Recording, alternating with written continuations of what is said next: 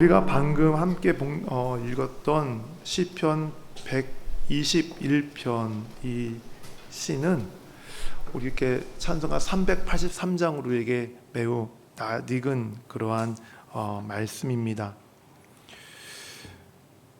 우리가 지금 같이 찬양했지만 이 시가 기록돼서 당시에 이 시를 읽는 그 사람들은 언제 이 시를 읊었을까요? 그리고 노래했을까요? 이 당시 사람들이 이 시편 121편 이 시를 언제 읊었는지 그리고 언제 노래로 불렀는지를 짐작하게 하는 그런 단서가 하나 있는데요. 여러분 성경책에 보면 121 숫자 옆에 작은 글씨가 있는 것을 보실 수 있어요. 이것이 우리가 좀 이 찬양이 이 시가 언제 불렸는지를 알 수 있는 단서입니다. 이걸 주로 표제어라고 하거든요. 일반적으로 표제어라고 하는데 시편의 대부분의 장마다 편마다 이렇게 표제어가 붙어 있어요. 그 시가 어디에서 출처되었고 누가 쓴 시인지 언제 불려졌는지 어떤 용도로 이 시가 기록됐는지를 이렇게 알려주는 그러한 표제어입니다. 오늘 121편 옆에도 작은 표제어가 있는데 한번 같이 읽어볼까요? 성전에 올라가는 노래. 그래요. 이 시편 121편은 언제 불렀던 시라고요? 노래라고요? 성전에 올라갈 때 불렀던 시예요. 그 당시 사람들이 예루살렘 성전에 있는 성에 있는 하나님의 성전에 올라갈 때에 그들이 불렀던 시 노래 그리고 읊었던 시가 121편입니다. 그러면 이들은 성전으로 올라가면서 어떤 상황 속에서 이 시편을 읊었을까요? 노래했을까요? 한번 그 당시에 그 예루살렘 성전으로 향하는 그 사람들의 한번 그 입장을 한번 상상해 보시기를 바랍니다. 6월절이나 맥주절 같은 절기가 되어서 이제 예루살렘에 있는 성전에 가서 하나님께 제사를 드릴 때가 왔습니다. 이제 길을 떠나서 성전에 가야 해요. 그 당시에 버스가 있습니까? 승용차가 있습니까? 기차가 있습니까? 어떻게 가야 돼요? 걸어가야 돼요. 어떤 데서 오시는 성전을 가는 사람들은 짧게는 며칠, 길게는 몇 주 동안 내내 걸어서 예루살렘 성전에 가야 하고요. 또 만약 그 예루살렘 성전에 가고자 하는 순례자가 외국에 살고 있으면 일찍 출발해서 몇 개월씩 걸어서 성전으로 가야 했습니다. 그러면 성전을 갈 때 어떤 마음으로 갈까요? 내가 하루빨리 성전에 도착해서 하나님께 제사를 드려야지. 그렇게 기대하는 마음 물론 갖고 있었겠지요. 물론 그런 마음도 있었겠지만 다른 한편으로는 어떤 마음이었을까요? 내가 며칠 동안, 몇 주 동안, 몇 개월 동안 내 저기 있는 예루살렘 성전에 가야 되는데 내가 저기까지 무사히 갈 수 있을까? 그런 생각 들지 않겠어요? 가다가 허리가 아프면 어떡하지? 무릎도 안 좋은데 내가 저기까지 걸어갈 수 있을까?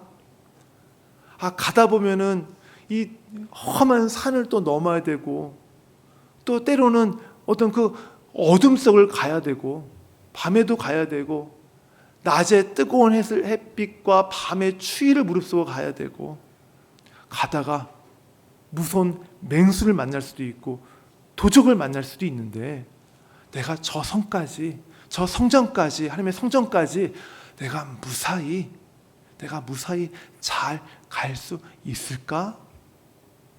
그 마음 갖고 있지 않았겠어요? 시편 121편은 바로 그 마음을 갖고 부른 시예요. 이 당시 사람들이 성전을 향하여 갈 때에 야, 내가 저 성전까지 무사히 도착할 수 있을까? 가는 동안 위험한 일은 내가 만나지 않을까? 내가 가다가 길을 잃으면 어떡하지? 그런 고난에 대한 염려를 했던 것처럼 오늘 이 자리에 있는 여러분들도 본향인 천국에 가는 그 길을 향하면서 고난에 대한 두려움과 불안함 속에서 지금 그 길들을 가고 계시지는 않으십니까? 얼마 전 자영업을 하시는 분과 대화를 나눈 적이 있습니다. 그분의 말씀에 의하면 지금이 코로나 때보다 더 어렵다고 하시더라고요. 코로나 때 그 3년 동안 정말 이를 악물고 잘 버텨내면 좀 나아지겠지 하는 기대감으로 살았는데 코로나가 끝난 지금 재료비도 오르고 임대료도 오르고 인건비도 다 올라서 자영업하는 것이 너무너무 어렵다는 그런 얘기를 들었습니다. 어디 자영업 하시는 분들만이겠습니까? 직장 다니시는 분들도 그 나름대로 어려운 고충이 있을 것이고 또 사업하시는 분들도 사업하는 그 자리에서 좀 어려운 상황들을 만나고 있을 줄 압니다. 또 개인은 어떻습니까? 본인에게나 또 가족에게 뜻하지 않은 그런 재정적인 어려움, 또 건강상의 어려움이 갑자기 생겨서 아마 지금 힘들어하신 분들도 계실 거예요. 이처럼 모든 이들이 이 고난을 만나면 현재의 자신의 모습에 대해서 너무 상심하고 미래의 자신의 그 미래의 모습까지도 대해서 불안한 마음을 갖고 살게 됩니다. 여기 계신 분들 가운데에 고난을 좋아하는 분 계십니까? 고난을 친구처럼 여기면서 고난아 언제든 나한테 와봐 라고 그렇게 고난에게 막 초청하시는 분들 계십니까? 우리 여기 있는 분들 어느 누구도 고난을 좋아하지 않습니다. 그런데 우리는 고난을 좋아하지 않는데 고난은 우리를 너무 좋아해요. 초청하지도 않았는데 고난이 우리를 찾아옵니다. 어떤 고난은 눈에 보여요, 오는 게. 그런데 어떤 고난은 어느 날 갑자기 눈 떠면 바로 옆에 있는 고난도 있습니다. 그럴 때 얼마나 당황스럽습니까? 이렇게 우리를 찾아온 고난은 그 모습이 작든 또는 크든 상관없이 우리의 삶을 그냥 샅샅이 그냥 헤집어 놔요. 때로는 다른 고난하고 합세해서 우리의 힘을 우리를 더 힘들게 할 때가 있습니다. 우리의 삶을 헤집어 놓는 고난을 우리는 멀리 어떻게든 떨어뜨리고 싶은데 멀리 보내고 싶은데 그게 쉽게 됩니까? 그냥 고난이 딱 달라붙어 가지고 떨어지지도 않아요. 오죽하면 이 고난이 딱 달라붙어서 하루 이틀도 아니고 그냥 오랫동안 그 고난이 함께 있을 때가 있습니다. 고난의 끝이 언제인지를 모를 때 그것만큼 정말 절망스럽게 만들고 낙심케 만드는 일은 없는 것 같아요. 그래서 시편 42편의 그 시인이 이렇게 얘기를 하죠. 시편 42편 1절과 2절 말씀인데요. 우리 같이 읽을까요? 하나님이여 사슴이 시냇물을 찾아 갈급한 같이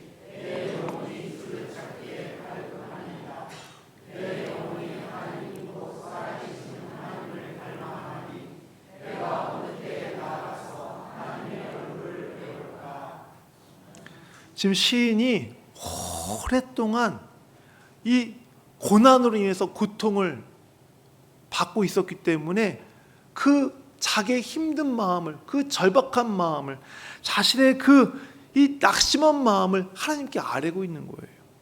하나님, 제발 언제까지 제가 이 고난 가운데 제가 있어야 됩니까? 언제까지 제가 이 고난을 제가 지금 통해서 고난 때문에 고통을 겪어야 됩니까? 하나님, 제발 이 고난을 좀 멈추게 해주십시오. 멈추게 해주십시오. 라는 그 호소가, 그 탄식이 바로 시편 42편 1절과 2절의 내용이에요.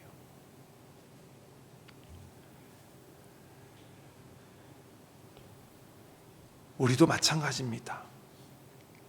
우리를 찾아온 고난이 좀처럼 떠나지 않고 우리를 짓누를 때, 고난이 겹겹이 쌓여서 우리를 짓누를 때, 우리는 시편 42편의 시인처럼 저렇게 하나님께 탄식할 것입니다. 아니, 어쩌면 더 심하게 하나님께 반항하며 대들 수도 있어요. 하나님, 제가 이렇게 힘든 거 보이지 않으세요? 하나님, 제가 이렇게 낙심하는 거 보이지 않으세요? 하나님이 정말 계신 거예요?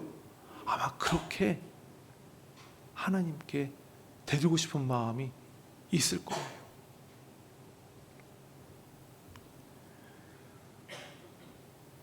고난 중에 길을 가고 있거나 또는 고난에 대한 두려움과 불안함 속에서 길을 가고 있는 우리에게 시편 121편 1절과 2절은 이렇게 말하고 있어요. 같이 읽을까요? 내가 산을 향하여 눈을 들리라. 나의 도움이 어디서 올까? 나의 도움은 천지를 지으신 여호와께서로다. 아멘. 내가 지금 나를 짓누르고 있는 이 고난 가운데에, 이 극심한 절망 가운데에 누가 나에게 도움을 줄 수 있을까? 내가 어디서 도움을 받을 수 있을까? 그 도움은, 그 해답은 바로 천지를 지으신 여호와 하나님께로부터 내가 도움을 받을 수 있다. 그분만이 우리의 소망이다 라고 하는 그 대답을, 그 교훈을 시편 121편이 우리에게 전해주고 있어요.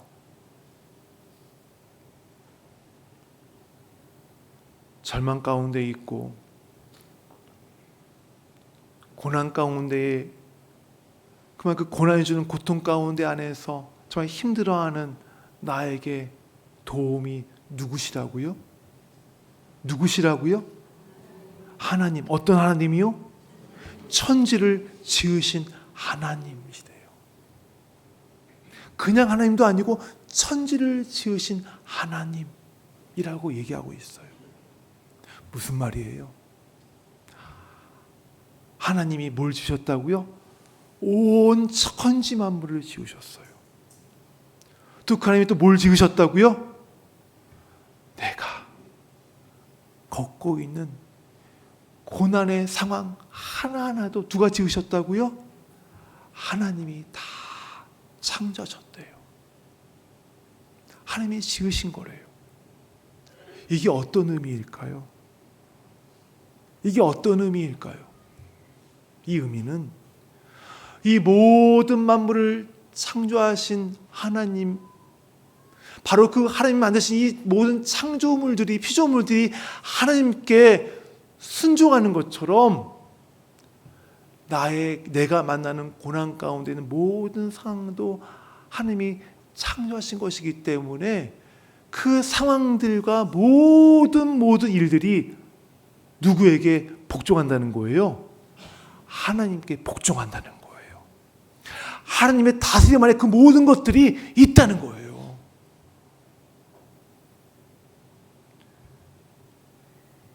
성도 여러분,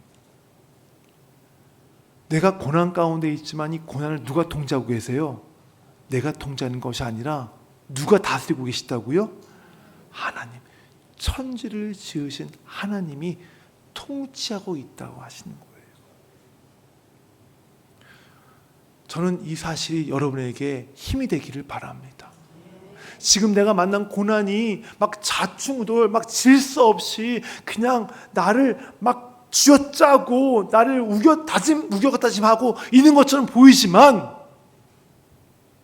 그 고난의 가운데 질서와 그것을 누가 통치하신다고요? 하나님이.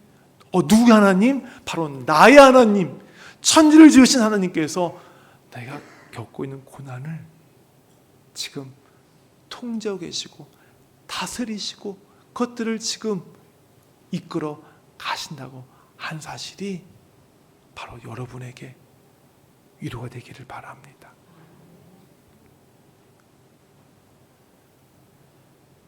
고난의 모든 것이 하나님의 다스림 아래에 있다고 하면 그 고난을 지나가고 있는 우리 역시도 하나님의 다스림 안에 있는 것입니다.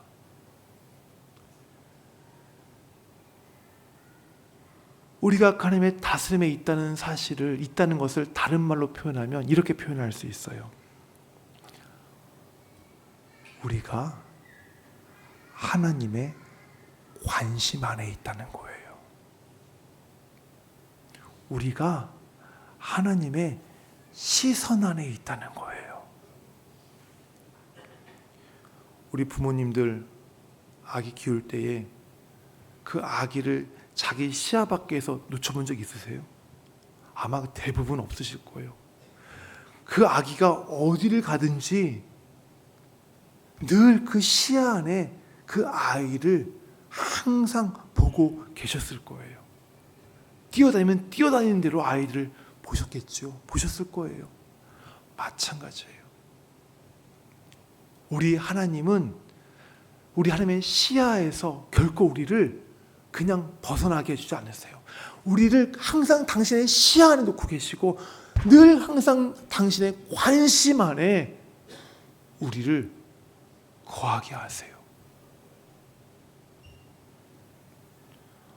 우리가 하나님의 관심 안에 있다는 것은 어떤 말일까요? 하나님이 나를 보호하신다는 거예요. 하나님이 나를 지켜주신다는 거예요.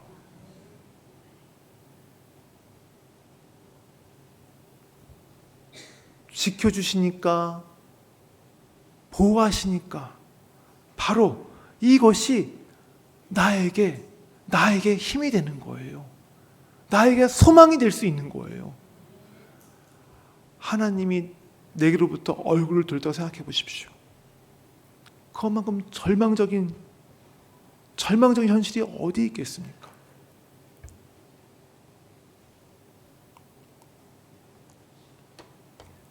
이제 하나님이 심판하시면 그 심판으로 인해서 지옥에 갈 사람들이 있어요. 지옥이 왜 지옥인 줄 아세요? 왜 지옥이 절망의 자리인 줄 아세요? 왜 지옥이 소망이 없는 곳인 줄 아세요? 이유는 한 가지예요. 거기에 불못이 있어서요? 아니에요. 끊이지 않는 고통을 당해서요? 아니에요. 지옥이 소망이 없고 절망적이고 비참한 것인 이유는 그곳에 하나님의 얼굴이, 시선이 그곳으로부터 외면당하기 때문에, 그래서 그것이 비참한 것이에요. 하나님의 시선이 외면당하는 곳, 하나님의 얼굴이 닿지 않는, 얼굴을 돌리시는 곳, 바로 그것이 지옥이기 때문에 비참한 거예요. 하나님이 우리를 보호하신다, 하나님이 우리를 지켜주신다라고 하는 이 말은 시편 121편의 주제이기도 합니다. 시편 121편이 총 8개의 구절로 되어 있는데요, 그 중에 6개의 구절이 하나님이 지켜주신다, 하나님이 보호하신다는 말을 강조하고 있어요. 한번 볼까요? 확인해 보겠습니다. 우리 3절 말씀 읽어볼까요?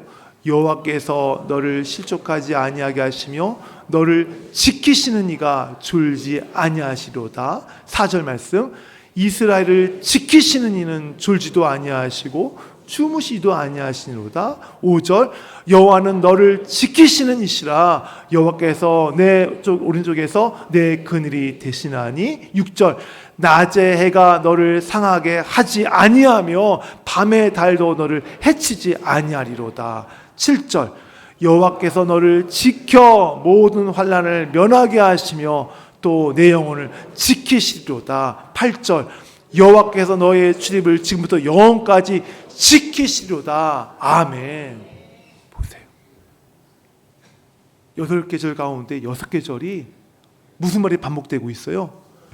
지키신다, 보호하신다. 누가요? 여호와께서. 천지를 지은 여호와께서. 하나님이 지키신다, 보호하신다라는 말을 좀 더 깊이 묵상하면 이 말에 중요한 것이 담겨 있다는 걸 우리가 깨달을 수 있어요.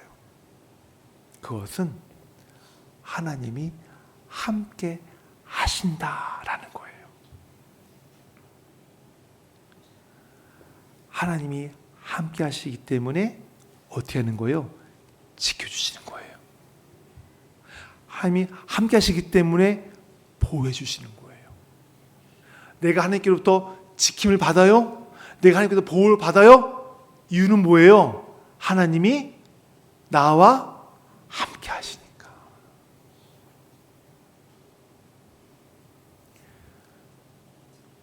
하나님이 함께 하신다라고 하는 이 약속은 예수님께서 이 땅에 오실 때에 가장 먼저 하셨던 약속이에요. 예수님이 태어날 것을 하나님께서 천사를 통해서 말씀하셨죠. 그때 마태복음 1장에 그의 이름을 뭐라 하라고요? 임마누엘. 무슨 뜻이에요? 하나님이 함께 하신다. 예수님이 이 땅에 오실 때 약속하셨던 거예요. 근데 이 약속이 한 번 더 재확인돼요. 언제요? 마태복음 28장에 내가 너희와 항상 땅끝까지 이르러 항상 끝날까지 항상 너희와 함께 할 것이다. 이것이 얼마나 중요한 약속이면 하나님께서 예수님이 이 땅에 오실 때에 그리고 예수님께서 이 땅에서 승천하실 때에 그 약속을 우리에게 주시고 재확인하셨겠어요. 정말 이거는 놀라운 약속이고요. 정말 은혜 중에 은혜예요. 이것을 우리가 언제 느낄 수 있다고요? 고난 가운데 있을 때. 안타깝게도 우리가 배부르고 등 따스하면 이걸 잘 못 느껴요. 일이 술술 잘 풀리면 이거 잘 못 느껴요. 그런데 일이 딱 막히고 좀 내가 고난 가운데에서 좀 내가 아픔과 그 눈물을 흘릴 때에 바로 이 하나님이 나와 함께 하신다는 이 중요한 약속이 그때서야 생각이 나요. 하나님이 내가 잘 나갈 때는 함께 계시지 않기 때문에 내가 기억하지 않는 것일까요? 아니에요. 내가 잘 나가기 때문에 그분을 기억하지 못하기 때문에 그걸 내가 생각하지 못하는 것뿐이에요. 하나님은 내가 잘 될 때도 함께 계시고 내가 고난 가운데 있을 때도 함께 계시는 분이 누구세요? 하나님이세요. 근데 이것을 언제 잘 느낀다고요? 내가 고난에 있을 때에. 그래서 지금 고난을 겪고 있는 분들에게 어쩌면 좀 죄송한 말씀이긴 하지만 그 고난의 때에 하나님이 나와 함께 계시구나 라는 것을 아마 깊이 느끼시기를 바랍니다. 느끼시기를 바랍니다. 하나님이 함께 계신다라고 하는 이 사실을 가지고 지금 내가 겪고 있는 고난의 자리로 한번 돌아와 보세요. 그리고 그것을 내 눈에 좀 대고요, 한번 내 고난의 자리를 한번 이렇게 지그치 한번 내려다 보세요. 뭐가 보이세요? 고난의 자리에 나와 함께 하시는 하나님, 그분이 보이지 않으세요? 우리 하나님은 우리가 고난을 겪는 동안에 우리를 고난 가운데 홀로 내버려두는 분이 아니세요. 그리고 그 고난을 우리에게 혼자 처리하고 해결하고 우리를 내모시는 분도 아니세요. 우리 하나님은 항상 우리와 함께 계시면서 비록 그 고난이, 내가 만난 고난이 나의 죄 때문에 나의 죄로 자초한 고난이라 할지라도, 내가 연약해서 만난 고난이라 할지라도, 내가 미련해서 성숙하지 못해서 혈기를 참지 못해서 내 욕심 때문에 만난 고난이라 할지라도 그 고난을 겪는 나와 함께 하시면서 그 고난을 좋은 것으로 만들어 가시는 분이십니다.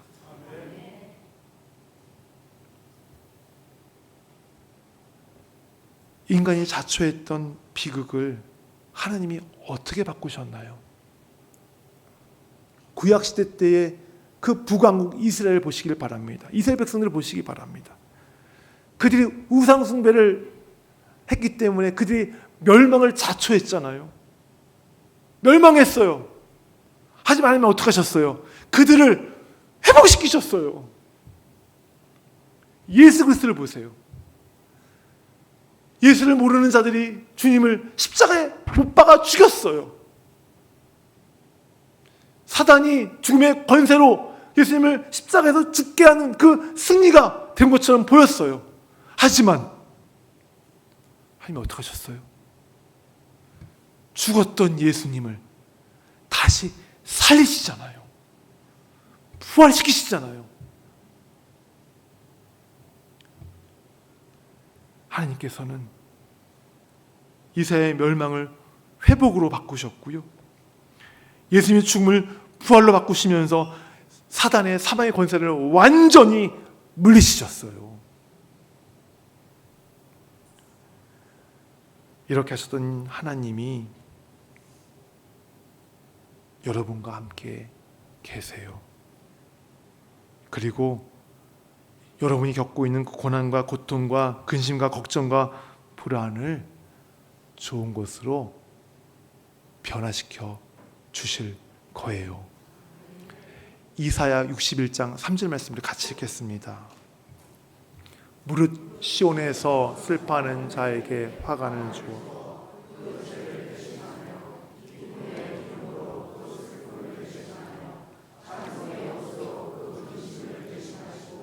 그들이 의의 나무 곧 여호와께서 심으신 그 영광을 나타낼 자라 일컬음을 받게 하려 하심이라. 아멘. 말씀 계속 보여주세요. 하나님과 함께한 당신의 백성들의 삶이 어떻게 변화될 것인가. 슬픔 가운데 있던 백성들이, 애통함에 있었던 백성들이, 죄 가운데서 통곡하고 여러 가지 그 고난 때문에 무너졌던 그들이, 하나님이 그들을 어떻게 회복시키실 것인가, 그 이야기를 이사야 선지자가 지금 하고 있는 거예요. 어떻게 한다고요? 슬퍼하는 자에게 뭘 주신다고요? 화관, 면류관, 화려한 그 면류관을 주신다는 거예요. 그리고 어떻게 하신다고요? 제 대신 뭘 주신다고요? 뭐 주신다고요? 기쁨을. 비참한 가운데 있지만 기쁨을. 슬픔 대신에 뭘 주신다고요? 찬송을. 철저하게 메마르고 철저하게 부서지고 철저하게 망가진 그들을 주께서 싸매시고 안으시고 그들을 모으셔서 그들을 의의 나무, 여호와의 심으신 그 영광에 나타낼 그 의의 나무로 세우시겠다는 말씀이에요.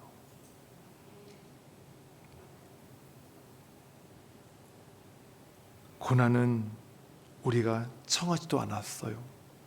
원하지도 않았어요. 그리고 우리는 그것을 좋아하지도 않아요. 그러나 그것이 우리를 찾아와요. 우리와 오랫동안 같이 있으면서 나에게 부단히 고통을 줘요. 하지만 하나님은 우리가 만난 고난을 바꾸어서 우리 안에서 아름다운 일을 이루어 가실 것입니다. 성경을 보세요. 고난당하는 자들의 이야기가 나와요. 왜 성경은 고난당하는 자들의 이야기를 그대로 기록하고 있을까요? 그들의 애통함을 왜 그대로 기록하고 있을까요?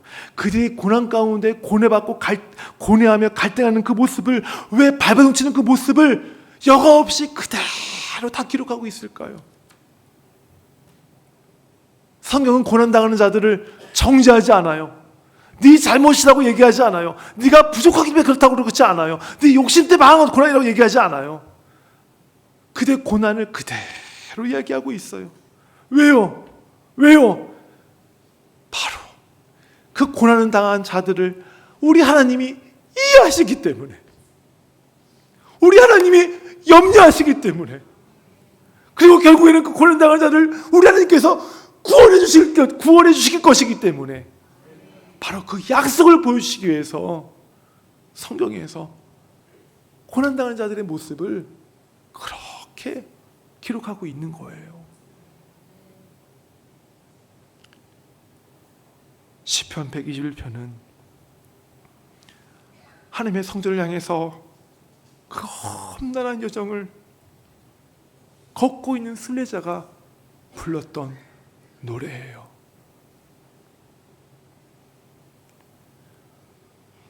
그 험난한 여정을 걸어가는 순례자들처럼 바로 이 자리에도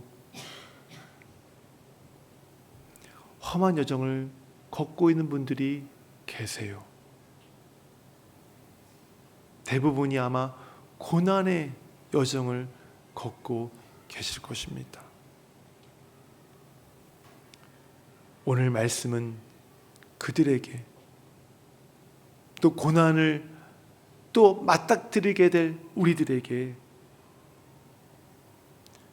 하나님은 언제나 졸지 아니하시고 항상 그늘이 되어주시고 모든 환난을 명쾌하시고 지금부터 영원까지 모든 상황을 다스리시는 바로 나의 하나님이심을 약속하고 있습니다. 하나님은 고난 중에 도움이 필요한 자기 백성을 외면하지 않으십니다. 그 백성을 위해서 기꺼이 하나님이 나서셔서 그들을 온전하게 지켜주십니다. 고난 중에 있는 성도 여러분, 오늘 이 말씀이 여러분들에게 주시는 위로와 인도와 보호와 소망이 되시기를 바랍니다. 그리고 이 말씀을 가슴에 품으시고 하나님께 달려가시기를 바랍니다.